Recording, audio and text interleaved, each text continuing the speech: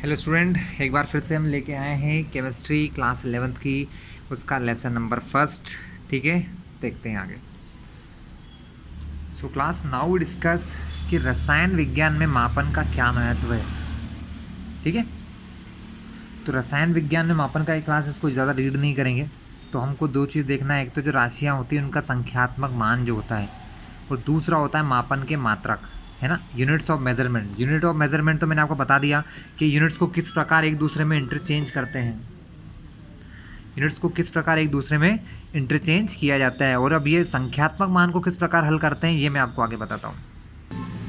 तो क्लास, जो संख्यात्मक मान होता है, वो संख्यात्मक मान को हल करने के लिए हमारे पास होता है वैज्ञानिक तरीका, या साइंटिफिक नोटेशन कहते हैं इसको, साइंटिफिक नोटेशन या वैज्ञानिक तरीका कहते हैं। और इसके हिसाब से एक नियम होता है कि जैसे सपोज हमारे पास एक क्वेश्चन लिखा हुआ है 64,000, तो अगर मैं इसको साइंटिफिक नोटेशन में लिखूं, जैसे 64,000 किलोमीटर लिखा है क्लास, तो ये साइंटिफिकली रॉन्ग लिखा हुआ है। हमें इसको लिखने के लिए क्या होता है, a इंटू 10⁻n के फॉर्म में लिखना पड़ता है, जहाँ a क्या होता है, a नॉन जीरो नंबर कैसे, अभी समझाता हूँ। और 10 की पावर, एक रूल तो आपको पता होगा क्लास, आप लोग 11th क्लास में आ गए हैं, कि 2 इंटू 10 क्या होता है, 20 होता है ना। 2 इंटू 100 क्या होता है क्लास, 200 होता है। ठीक है, तो 2 इंटू 10 की पावर 1, 2 इंटू 10 की पावर 2, सॉरी 100 है, गलती से मैं इसको ऐसा लिखा, इसको हम लिख सकते हैं 2 इंटू 10 की पावर 2। तो क्या हो गया, जितनी ज़्यादा 10 की पावर का मल्टीप्लाई होता है क्लास, उतने ज़्यादा जीरोज़ यहाँ लगते जाते हैं। देख रहे हैं आप, यहाँ 10 की पावर 1 है तो 1 0 है, 2 पावर है तो 2 0 है। ठीक क्लास, इसी प्रकार जितनी ज़्यादा पावर्स होती हैं उतने ज़्यादा जीरोज़ लगते जाते हैं।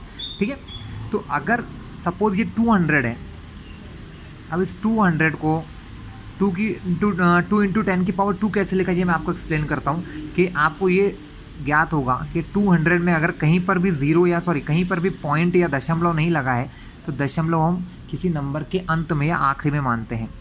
जब भी देखो क्लास, लास्ट में जो नंबर होते हैं ना, यहाँ से पॉइंट, जितना पॉइंट अंदर की तरफ जाता है, 1 place, 2 place, 3 place, 4 place, 5 place, उतनी 10 की पावर बढ़ती जाती है। जैसे यहाँ 2 0 लगे थे, तो मैंने पॉइंट को क्या करा क्लास, यहाँ लेके आया, तो 2.000, लेकिन मैं 2 के बाद पॉइंट क्यों लगाऊंगा, मैं 2 को 2 ही लिख सकता हूँ, क्योंकि पॉइंट के बाद 0 लगाने से कोई मतलब नहीं निकलता है। ठीक है, तो ये हो जाएगा 10 की पावर 2। क्यों हुआ 10 की पावर 2, क्योंकि पॉइंट यहाँ से 2 प्लेस अंदर को आया, यानी 10 की पावर 2 लगने वाली है। कितनी पावर लगने वाली है स्टूडेंट, 10 की पावर 2। ठीक है, तो साइंटिफिक नोटेशन हमें ये सिखाता है। ठीक है, अब अगर सपोज ये जो क्वेश्चन मैंने लिया था, मैं इसको सॉल्व करके दिखाता हूँ।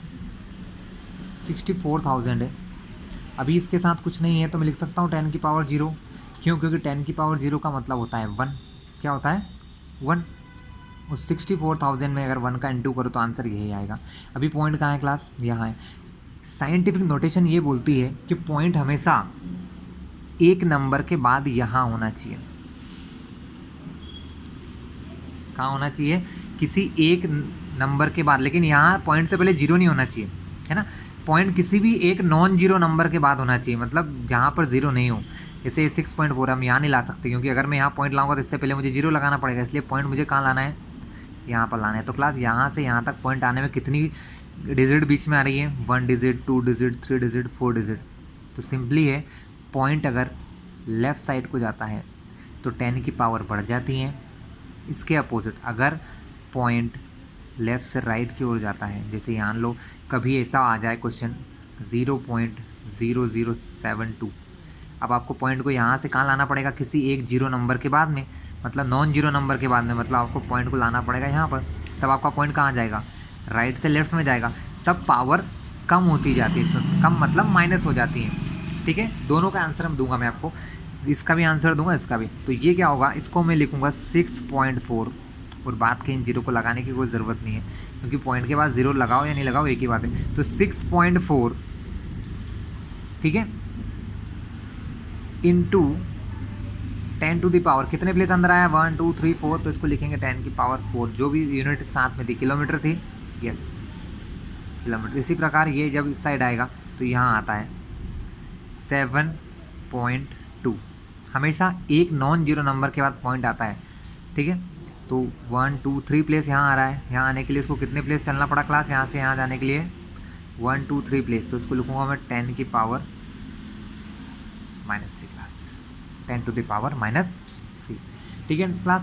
साइंटिफिक नोटेशन सॉल्व करना आपको आ गया। लेकिन अभी आप फिर से देखिए, अगर मैं आपके सामने एग्जांपल निकालूं, जैसे अगर मेरे पास एक बहुत नॉर्मल सा क्वेश्चन है, फाइंड द वेलोसिटी, हमको वेलोसिटी या स्पीड फाइंड करना है। चलो स्पीड लिख लेते हैं। व्हेन मतलब जब दूरी कितनी चली है आपने, दूरी चली है आपने 8.2 इंटू 10 की पावर 17 एंड, और टाइम कितना लिया है आपने, टाइम यानी कितना समय लगा आपको, आपको समय लगा है, ये मीटर है क्लास, ध्यान रखना, यूनिट सबसे इंपॉर्टेंट होती है, ये मीटर है। 8.2 इंटू 10 की पावर 17 मीटर दूरी चली है किसी ने, और 6.2 into 10 to the power 2 second time लिया है। इतनी दूरी चलने में इसको इतना समय लगा। तो अब हमें निकालना है वेलोसिटी या स्पीड, यानी चाल निकालना है। चाल का सूत्र होता है क्लास, बहुत आसान है, दूरी बटे समय। दूरी थी 8.2 10 की पावर 17, नीचे 6.2 इंटू 10 की पावर 2। तो क्लास रियल पार्ट जो है, मतलब सॉरी नॉट रियल, जो डेसिमल पार्ट है वो डेसिमल पार्ट के साथ सॉल्व होगा, और ये पावर्स पावर के साथ सॉल्व होंगी। तो आप देख सकते हैं 10 की पावर 17 ऊपर है और नीचे 10 की पावर 2 है। एक रूल तो आपको पता होगा, 11 क्लास में आ गए हैं, कि अगर बेस सेम हो, जैसे 10 बेस है, बेस 10 है, और पावर्स और ये अपॉन में है, कहाँ है, अपॉन यानी डिवाइड में, भाग में है, तो पावर घट जाती है, यानी इनकी जो एक घात होती है कम हो जाती है। तो हम इसको लिखेंगे 10 की पावर 17 -2। यहाँ क्या होगा, सबसे पहले तो एक दशमलव से एक दशमलव कट जाएगा। आपको इतना तो पता ही होगा कि यहाँ भी दशमलव, एक नंबर के बाद दशमलव, यहाँ भी एक के बाद, तो ये दशमलव से दशमलव कट गए, तो 82/62 हो गया। दोनों को काट किया मैंने, तो ये गया 2 से 31 बार, सॉरी 41 बार, ये 2 से 31 बार। तो हमारा आंसर आया 41/31 गुणित 10 की पावर 17 में से 2 गई, तो बचा क्लास क्या, 15। ठीक है क्लास, अब हम क्या करें, अब हम फाइंड करते हैं इसका फाइनल आंसर। अगर हम 41 को 31 से डिवाइड करते हैं तो क्या आएगा, 31 1 जा 31, माइनस करोगे तो 10 आएगा, पॉइंट लगाया, 31 3 जा 93, 7 माइनस में आएगा, थोड़ा फास्ट कर रहा हूँ क्लास, नहीं तो बहुत टाइम हो जाएगा, पॉइंट लगाए 0 लग जाएगा, 31 2 जा 62। क्लास ये बहुत लंबा जाने वाला है, ठीक है, जितना भी जाए हमें कोई मतलब नहीं। हमारा आंसर आ गया 1.32। किसको आंसर आया, जो 41 था उसको 31 से डिवाइड किया, तो आंसर आया 1.32 इंटू 10 की पावर 15। अब ये चूँकि चाल है, चाल की यूनिट होती है मीटर पर सेकेंड। क्लास है मीटर पर सेकेंड, ये अपॉन में कुछ ऐसा है, मीटर प्रति सेकेंड।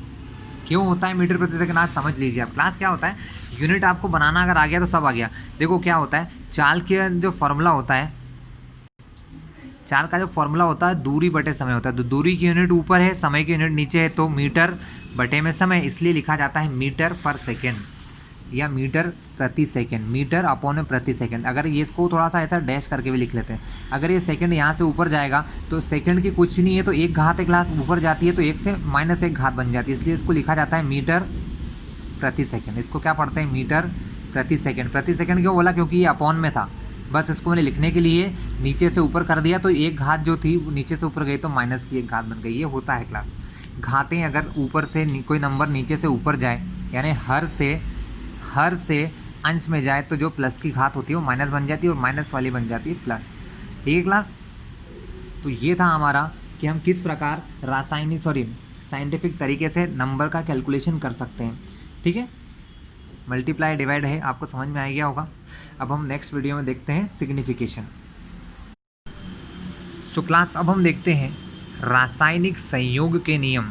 रासायनिक संयोग होता क्या है?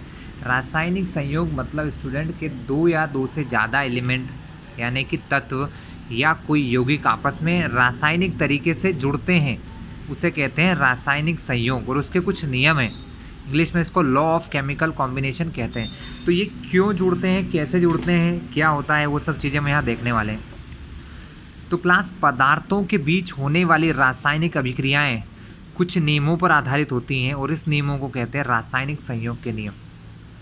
तो पहला है क्लास द्रव्यमान संरक्षण या द्रव्य की अविनाशिता का नियम, मतलब law of conservation of mass और इंडिस्ट्रक्टिबिलिटी ऑफ मैटर।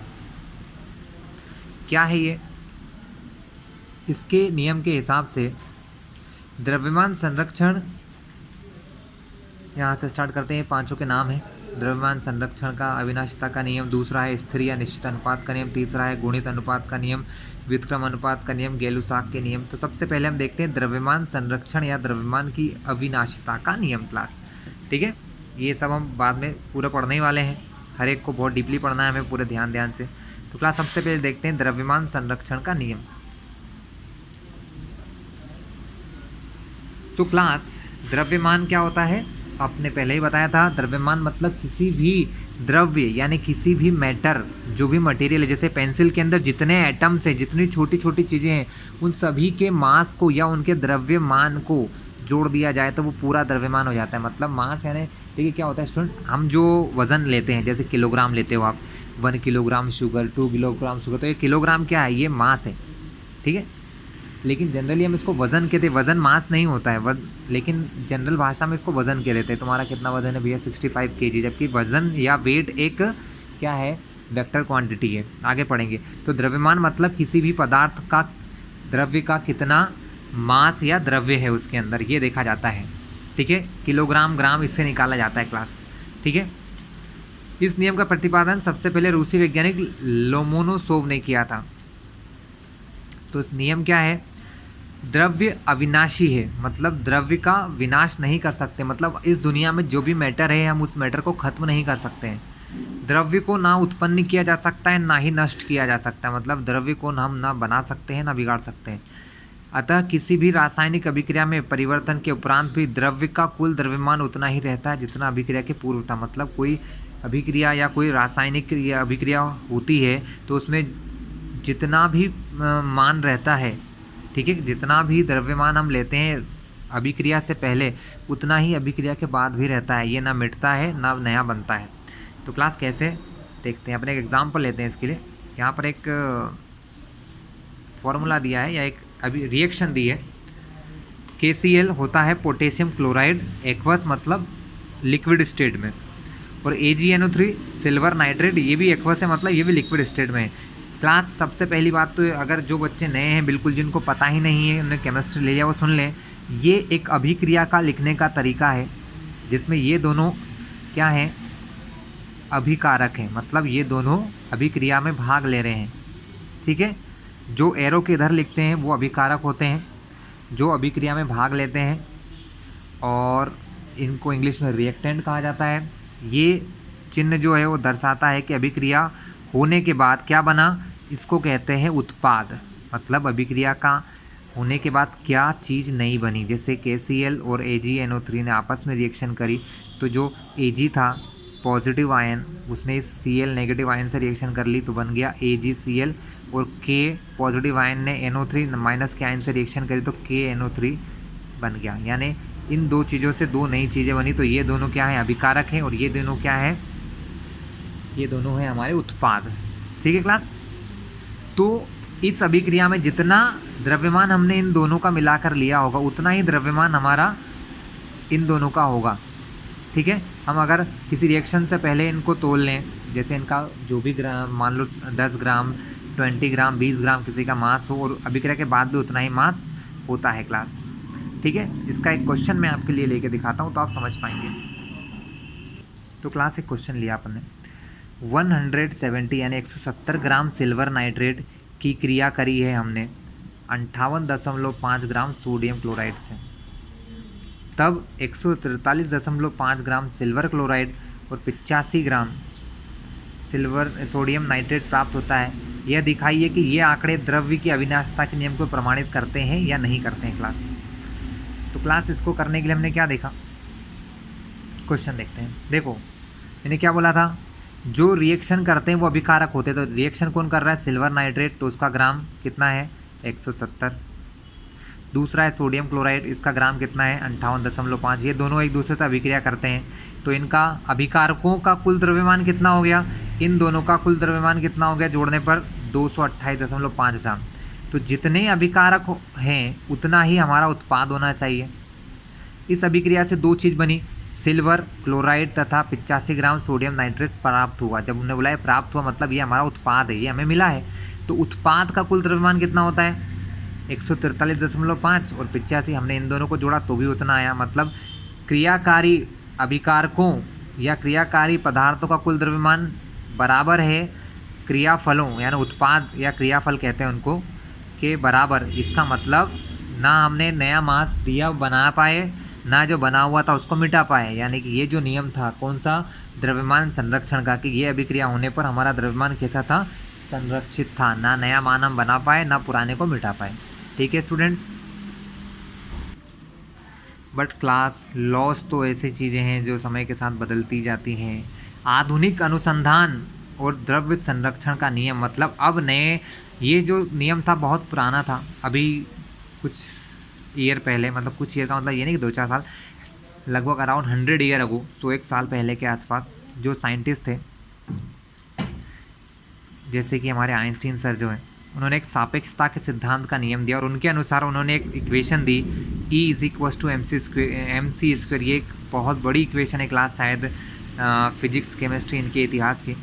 इसके अनुसार ऊर्जा द्रव्यमान को इस मास m को या द्रव्यमान को ऊर्जा में बदला जा सकता है इस समीकरण के जरिए।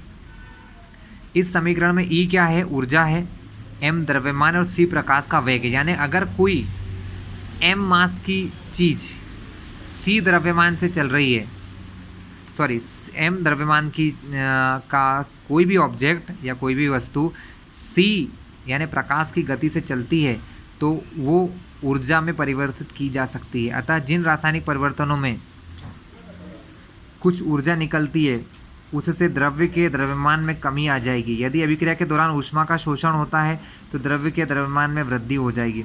प्रयोगों में ये देखा गया कि द्रव्यमान की यह वृद्धि या कमी नगण्य होती है। अतः आधुनिक अनुसंधानों में के प्रकाश में भी इस नियम को सत्य माना जाता है। मतलब ये जो लॉ है ये बिल्कुल परफेक्ट है, बट ये सिर्फ थोड़ी सी कंडीशन में अनप्रूफ होता है। जिस कंडीशन में बताया ना क्लास कि अगर कोई ऑब्जेक्ट है जिसका मास m है और वो c स्पीड से अगर चल सकता है प्रकाश की गति से, तो हो सकता है उसका जो मास है वो एनर्जी में बदल जाए क्लास। ठीक है, बट ये जो लॉ हमने पढ़ा है कौन सा, द्रव्यमान संरक्षण का, वो बिल्कुल सही नियम है स्टूडेंट। क्लास हमारा दूसरा नियम है स्थिर अनुपात का नियम, जिसको कहते हैं law of constant proportion. Law of constant proportion, स्थिर अनुपात। इस नियम का प्रतिपादन किया गया था प्राउस्ट द्वारा सन 1799 के द्वारा। इन्होंने ये लिखा था, प्रत्येक रासायनिक यौगिक में चाहे वह किसी भी विधि से प्राप्त किया गया हो, तत्वों के द्रव्यमान में एक निश्चित अनुपात होता है। क्लास मैंने एक एग्जांपल ऐसा कुछ दिया था आपको स्टूडेंट, कल ही शायद समझाया था, इससे पुरानी क्लास है, पर ठीक है फिर समझ लेते हैं। इन्होंने ये कहा है कि अगर कोई कंपाउंड है वो कहीं से भी प्राप्त हुआ है, लेकिन वो जिन चीज़ों से मिलकर बना है, जिन एलिमेंट या जिन तत्वों से मिलकर बना है, उन तत्वों के द्रव्यमान का जो अनुपात होता है, उन तत्वों के द्रव्यमान का जो अनुपात होता है वो हमेशा स्थिर रहता है या निश्चित रहता है।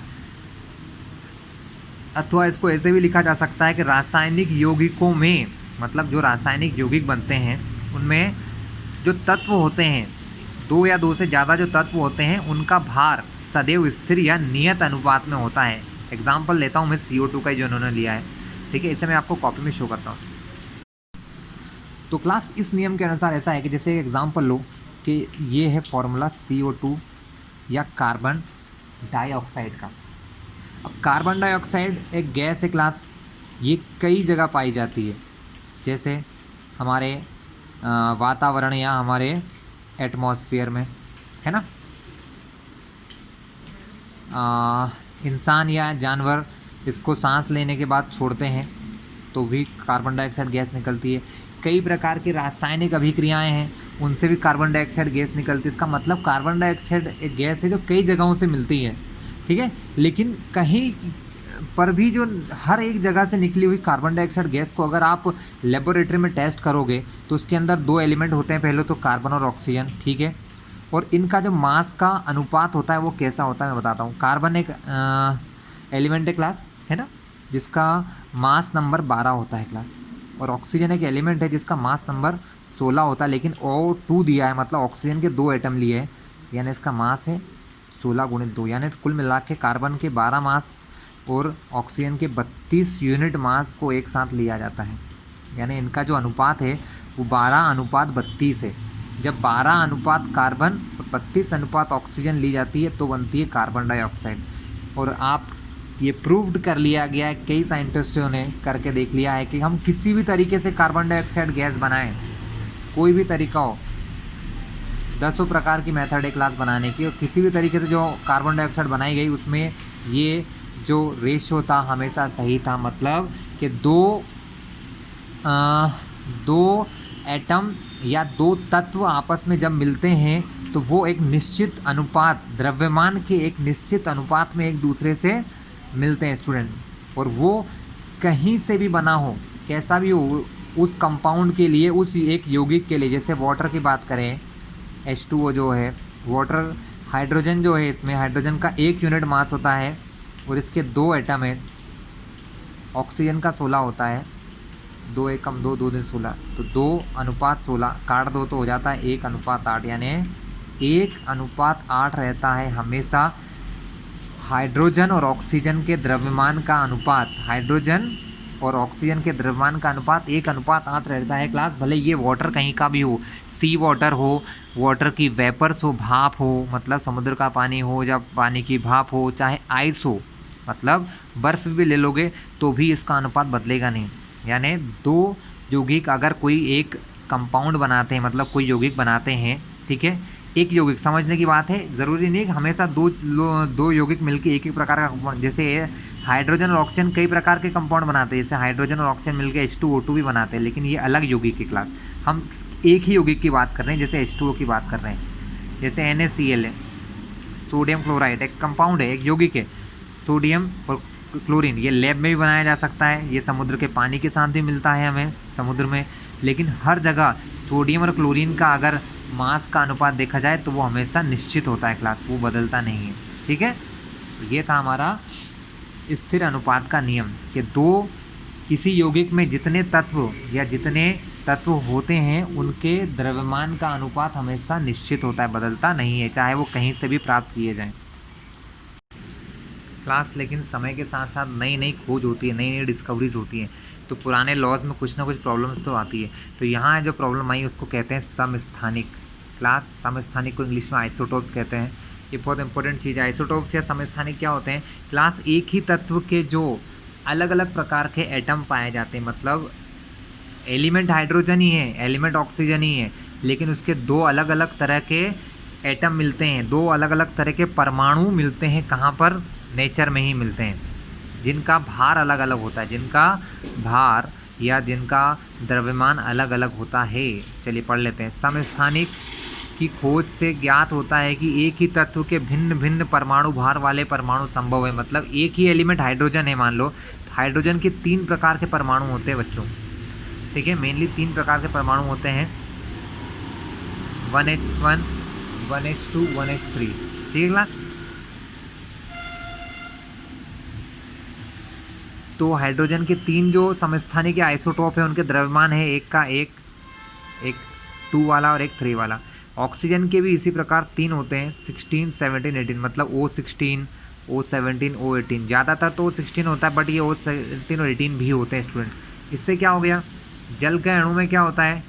H2O होता है क्लास। क्या होता है? H2O, ठीक है क्लास। तो H2O में अब हाइड्रोजन का द्रव्यमान क्या होगा अगर हम अलग अलग एलिमेंट लिए जाएं, जैसे O16 लिया और O17 लिया क्लास।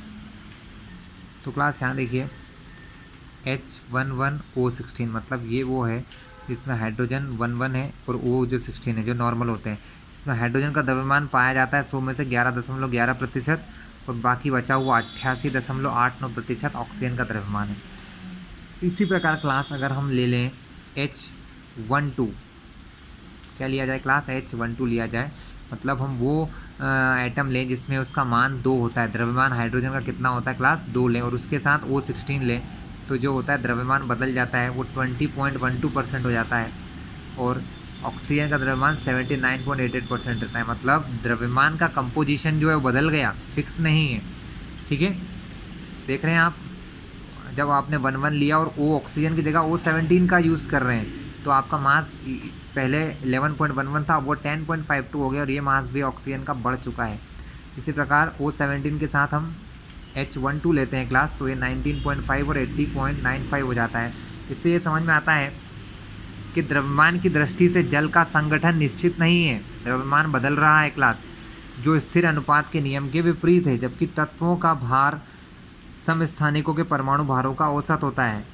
इसलिए क्या किया गया स्टूडेंट कि हम ये डिसाइड किया हमारे इंटरनेशनल ब्यूरो ने कि कौन सा एटम कितना ज़्यादा मात्रा में मिलता है। तो जनरली ये देखा जाता है कि हाइड्रोजन का 1 और ऑक्सीजन का O16 ये ज़्यादा मात्रा में पाए जाते हैं, जबकि जो ऑक्सीजन का O17 और O18 परमाणु है क्लास, वो बहुत ही रेयर या कम मात्रा में मिलते हैं। इसलिए हम इनका औसत भार मानते हैं। क्या मानते हैं? इन सारे एटम्स का औसत भार माना जाता है। इसलिए ये कह सकते हैं कि ये नियम हमारा सही है। ठीक है, ये नियम हमारा कैसा है? सही है। इसके बाद आता है गुणित अनुपात का नियम। क्लास ये बहुत ही इम्पोर्टेंट है। क्लास इस नियम के अनुसार जब दो तत्व आपस में रासायनिक अभिक्रिया करते हैं और एक से ज़्यादा प्रकार के यौगिक बनाते हैं, तो इनमें से एक तत्व के समान द्रव्यमान से संयोग करने वाले दूसरे तत्व के द्रव्यमानों में एक सरल गुणित अनुपात होता है। मतलब एग्जाम्पल समझोगे तो मैं आपको बताता हूँ। कार्बन और ऑक्सीजन 2 प्रकार के ऑक्साइड बनाते हैं, एक होता है कार्बन मोनोऑक्साइड, एक होता है कार्बन डाइऑक्साइड। तो यहाँ पर उन्होंने क्या कहा है, समझिए ध्यान से, एक या एक से ज़्यादा अधिक यौगिक जब बनाते हैं तो एक तत्व के समान द्रव्यमान, मतलब इनमें से अगर किसी एक नंबर को या किसी एक के द्रव्यमान को स्थिर कर ले, मान लो यहाँ हमने C के द्रव्यमान को स्थिर मान लिया, क्या मान लिया? C के द्रव्यमान को स्थिर मान लिया, तो O के साथ जब O इसके साथ जितने द्रव्यमान गुण इसके साथ रिएक्शन कर रहा है, इसमें O का जितना द्रव्यमान रिएक्शन कर रहा है, तो इनमें एक सरल अनुपात होता है क्लास। क्या होता है? सरल अनुपात होता है। एग्जाम्पल देखते हैं। CO जो होता है कार्बन का 12 मास, ऑक्सीजन का 16, कार्बन का 12, ऑक्सीजन का 16, दो ऑक्सीजन के 2 एटम है तो 16 दूनी 32 मास। अगर ये मास फिक्स है तो अब इनमें क्या रेशो है? 16 1 जा 16 2 जा, मतलब 1:2 है। क्या अनुपात है क्लास? 1:2 का सरल अनुपात है। ठीक है, एक और एग्जांपल लेता हूँ तो आपको क्लियर हो जाएगा। क्लास नाइट्रोजन और ऑक्सीजन 5 अलग अलग यौगिक बनाते हैं। सबसे पहले आता है नाइट्रस ऑक्साइड N2। अब मैं आपको बता दूं कि जो N है नाइट्रोजन को कहते हैं। नाइट्रोजन का एक एटम का मास होता है 14, तो इसने इसके 2 लिए हैं, तो 14 दूनी 28, और ऑक्सीजन का होता है 16, तो 28:16 है इनमें। अगर हम इनको अभी नहीं करते, चलो बाद में करते हैं। दूसरा नाइट्रिक ऑक्साइड NO, इसका 14, इसका तो वही है जो 16 है, 14 16। Nitrogen trioxide, nitrogen trioxide 3 O है, इसलिए इसको ट्राईऑक्साइड कहा, क्लास ध्यान रखना। तो N2O3, नाइट्रोजन के 2 हैं तो 14 दूनी 28, O के 3 है तो 16 3 48 मास हो गया। नाइट्रोजन टेट्रा ऑक्साइड 4 O है, इसलिए इसको टेट्रा ऑक्साइड कहा है क्लास। N2O4, नाइट्रोजन के वही हैं 4 हैं, तो 14 दूनी 28, 16 चौके 64। N2O5 हो गया, 5 आ गए। ये सब बनते हैं क्लास, ध्यान रखिएगा आप। तो 14 दूनी 28 और 16 5 80। अब आप ये देखिए कि यहाँ पर हमने ये देखा है कि हमें ये बोला गया था कि अगर हम इनमें से दोनों में से किसी एक का द्रव्यमान फिक्स कर लें, किसी एक का द्रव्यमान फिक्स कर लें, जैसे यहाँ पर देखिए 28 है 28 है ना क्लास। तो अगर इन सब का मान एक जैसा कर लें तो ये जो इनके मान हैं ये एक सरल अनुपात में होंगे, जैसे 1:2 या 1:3 या 1:4 ऐसे करें। इसके लिए हमने क्या करा, इन सबको 2 से कैंसिल किया या सरल किया। सरल करना आपको छोटी क्लास में सिखाया जाता है। 2 से भाग दिया 28 में तो 14 बार गया, 2 से भाग दिया 16 में तो 8 बार गया, तो 14:8 हो गया। कोई दिक्कत स्टूडेंट आपको? 14, 16 ये तो पहले से दिया था। हम ये क्यों कर रहे हैं, क्योंकि यहाँ 14 दिया, हम सोच रहे हैं सारे 28 को 2 से भाग दे के 14 बना ले, जिससे कि क्या है ये चीज़ फिक्स हो जाएगी। ठीक है, ये जो नंबर है वो एक जैसे हो जाएंगे। तो फिर यहाँ भाग दिया तो 14, 2 से भाग दिया 14, 48 में 2 से भाग दिया तो 24, यहाँ 2 से भाग दिया 28 में तो फिर से 14, यहाँ 2 से भाग दिया तो 32, यहाँ 2 से भाग दिया तो फिर से 14 और यहाँ 2 से भाग दिया तो 40। अब आप देखिए कि ये सब तो समान हो गए। जब ये सब समान हो गए तो इनमें क्या अनुपात है, 8, 16, 24, 32, 40। क्या आप देख रहे होंगे सभी जो है 8 के पहाड़े में आते हैं। 8 एकम 8, 8 दूनी 16, 8 3 24, 8 चौके 32, 8 5 40, इसलिए इनको क्या बोला गया, 1, 2, 3, 4, 5। इन सभी को अगर 8 से काट दो तो 8 एकम 8, 8 दूनी 16, 8 3 24, 8 चौके 32, 8 5 40। सब में क्या रेशो हो गया क्लास, एक फिक्स रेशो हो गया। इन दोनों में क्या हो गया, 1:2, इनमें 1:3, इसमें 1, 4, 1, 5, यानी 1, 2, 3, 4। तो ये सभी किस में है, तो जो दूसरा तत्व है उसका जो द्रव्यमान है वो एक सरल अनुपात में है, 1, 2, 3, 4, 5 में। ठीक है क्लास, ये था हमारा गुणित या लॉ ऑफ मल्टीपल प्रोपोर्शन, या जिसको कहते हैं गुणित अनुपात का नियम। ये तब काम करता है जब 2 कंपाउंड जो हैं, या सॉरी 2 जो तत्व हैं एक से ज़्यादा प्रकार के यौगिक बनाते हैं।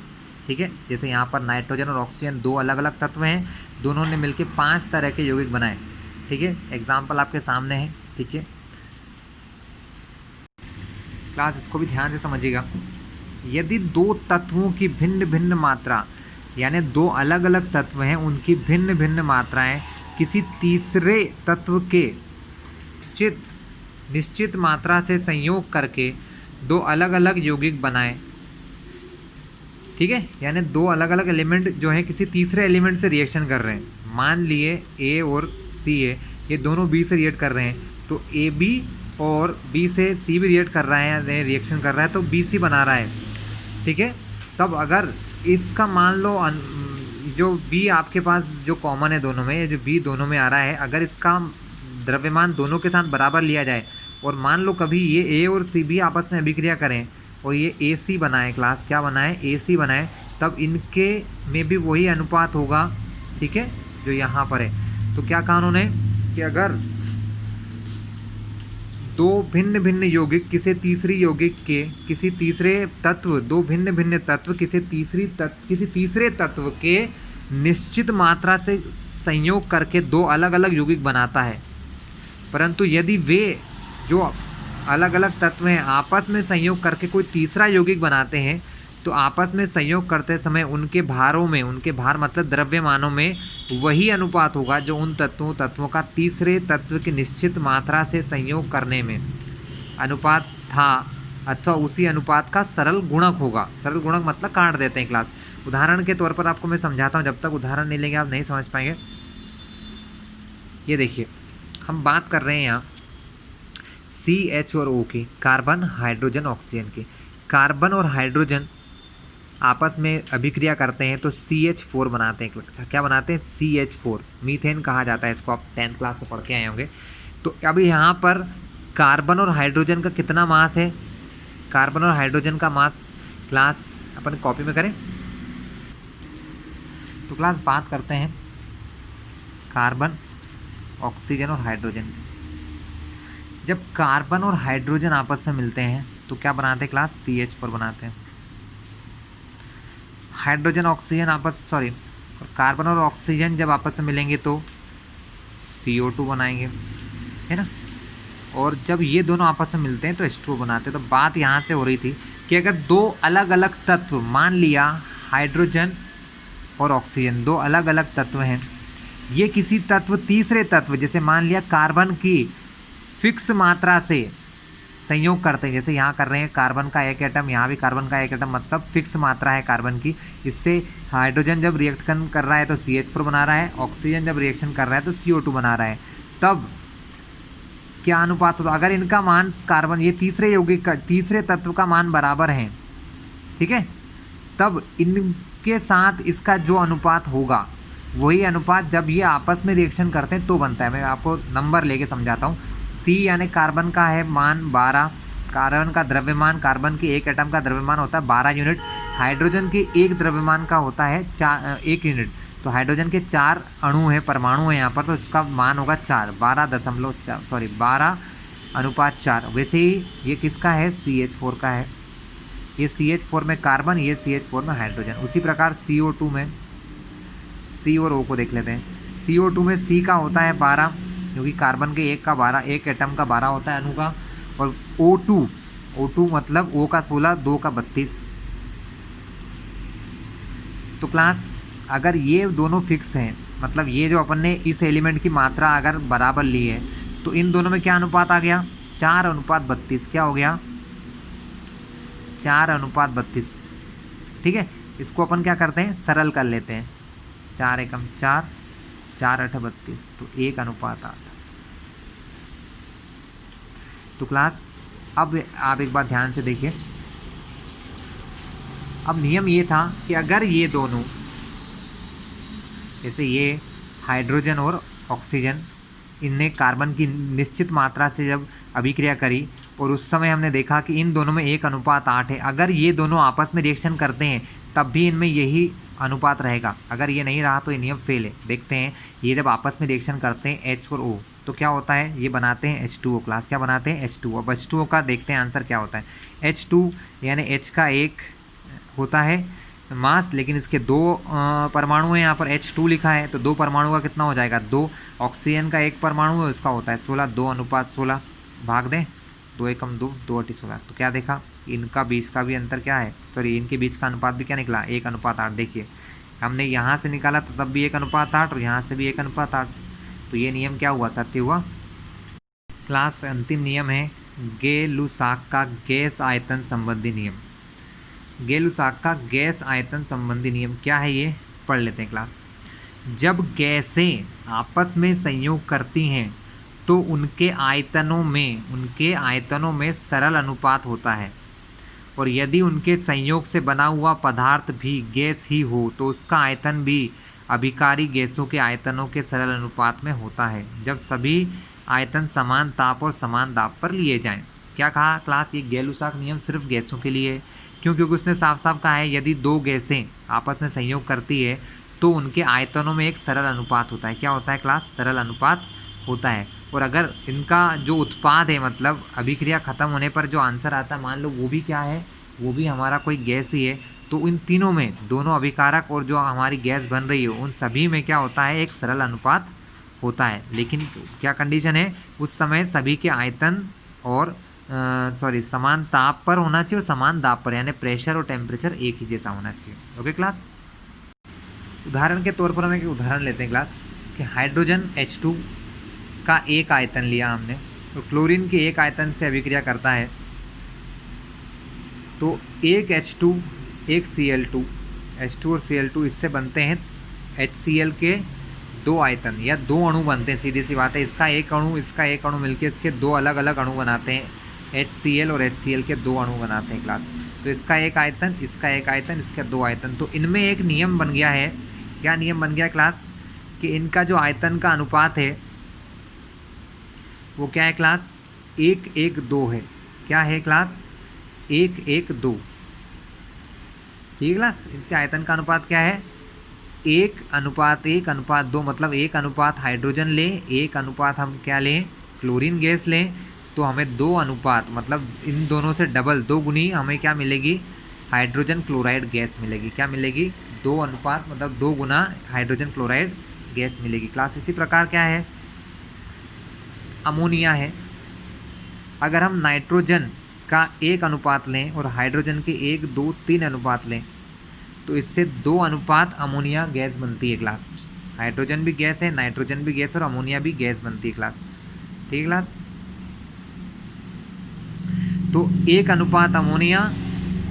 अनुपात नाइट्रोजन, 3 अनुपात हाइड्रोजन, मतलब इससे 3 गुना हाइड्रोजन लिया, 3 गुना या 3 आयतन हाइड्रोजन लिया, तो इससे 2 अनुपात क्या बनाया, 2 आयतन क्या बना हमारा, अमोनिया बना क्लास। तो इनमें हमेशा एक रेशो रहता है 3:1:2। मैं ये क्यों बता रहा हूँ क्लास, ये नियम है ऐसा कहना है। इसका कारण क्या है क्लास, अभी मैं आपको एक एग्जांपल देता हूँ क्लास। अभी अभी हमने जो उदाहरण लिया उसको ज़रा लिख लेते हैं। 1 अनुपात नाइट्रोजन यानी N2,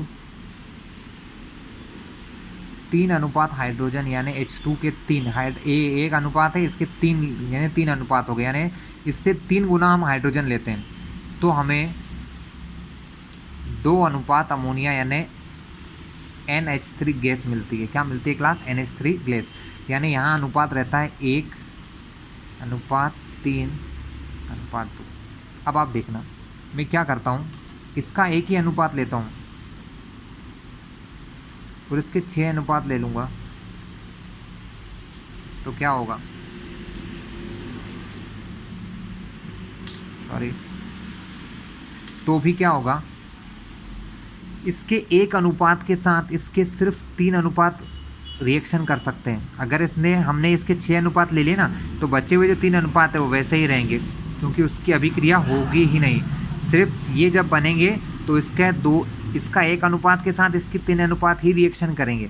आप भले ही 6 ले लो, 50 ले लो, 100 अनुपात ले लो, लेकिन इस नाइट्रोजन के 1 अनुपात को इसके कितने अनुपात चाहिए, 3 अनुपात चाहिए बस। आप इससे ज़्यादा भी दे दोगे ना क्लास, 6 अनुपात दे दिया तो इसका मतलब ये नहीं कि वो 6 अनुपात से अभिक्रिया कर लेगा, नहीं, वो उसके 3 अनुपात से रिएक्शन करके वो उतना ही मटेरियल बनाएगा जितना वो बना सकता है। अगर आपने ज़्यादा दिया तो वो बच जाएगा, एक्सेस रहेगा आपके पास, ठीक है। ये अनयूज्ड हाइड्रोजन रहेगी रिएक्शन, कैसी रहेगी, अनयूज्ड, मतलब ये यूज़ नहीं होगी, ठीक है। ये अभिक्रिया में भाग नहीं लेगी, सिर्फ 3 अनुपात ही भाग लेंगे, बाकी जो 3 अनुपात आपने ज़्यादा लिए हैं वो बच जाएंगे। यानी नियम फिक्स है, 1 अनुपात नाइट्रोजन से 3 अनुपात ही हाइड्रोजन अभिक्रिया करेगी तो बनेगा 2 अनुपात अमोनिया। या आप यहाँ पर नाइट्रोजन ढेर सारी ले लें, 5 N2 ले लिए क्लास, और आपके पास हाइड्रोजन सिर्फ 3 अनुपात ही है, तो इसका मतलब ये है कि इसके 3 अनुपात, सॉरी स्टूडेंट एक गलती, मैंने प्लस नहीं लगाया, मैंने 5N2 5 आयतन मैंने क्या लिया है, नाइट्रोजन लिख के 5 आयतन लिए हैं और हाइड्रोजन के 3 आयतन है। लेकिन मुझे ये नियम पता है कि हाइड्रोजन के जो 3 आयतन है ना वो इसके सिर्फ एक ही आयतन से अभिक्रिया कर सकते हैं, तो बनाएंगे 2 आयतन का अमोनिया। तो अब इसके पास 5 थे, यूज़ तो हुआ सिर्फ 1 आयतन, बचे हुए 4, तो वो वैसे के वैसे पड़े हैं क्लास, वो यूज़ नहीं हो रहे। 4N2 जो है वो अभिक्रिया में भाग ही नहीं लेगा। इसका मतलब आप किसी भी एक आयतन को ज़्यादा ले लें, इसको या इसको, तो उससे कोई फ़र्क नहीं पड़ता है। इनके बीच में एक फिक्स रेशियो रहता है, फिक्स अनुपात रहता है, और उसी आयतन के उसी अनुपात में एक दूसरे से अभिक्रिया करते हैं, उसी अनुपात में एक दूसरे से अभिक्रिया करते हैं, कम ज़्यादा नहीं होता है बच्चों। ये था हमारा गैलुसाक का नियम। तो क्लास यहाँ ख़त्म होता है हमारा आज का वीडियो। नेक्स्ट पार्ट में मैं आपको पढ़ाऊँगा तत्वों में क्या, परमाणु क्या होते हैं, अणु क्या होते हैं, ये सब चीज़ें अब आप ध्यान से डिटेल में समझेंगे। तो ठीक है कक्षा, अगर आपको ये वीडियो ठीक लगे तो आप हमारे इस चैनल को सब्सक्राइब कर लीजिएगा, क्योंकि इसके बाद जो नए वीडियो हम डालेंगे वो आपको डायरेक्टली मिल जाएंगे, ठीक है। हमें आपको भेजने की ज़रूरत नहीं रहेगी, ठीक है। और इसके जो नीचे बेल आइकन होती है, जो घंटी की बटन, उसको दबा दोगे तो सारे वीडियो नोटिफिकेशन के साथ आपको मिलेंगे। Alright class.